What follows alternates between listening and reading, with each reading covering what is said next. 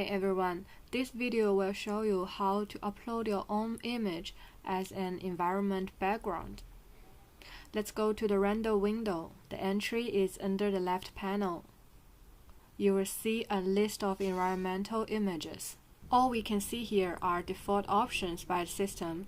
If you have your own HDR maps around the project, you can convert it to JPEG or PNG to upload. Then here we click Upload.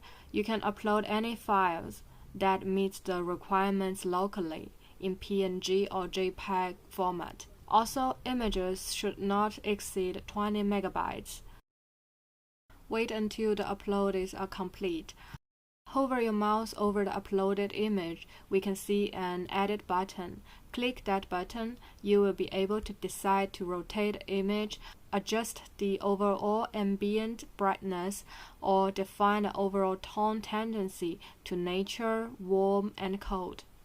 There is a lot to explore about environment mapping. It is possible to download various HDRI maps online to achieve a better rendering atmosphere effect. I would also share some useful info under the description of this video. Thank you and see you next time.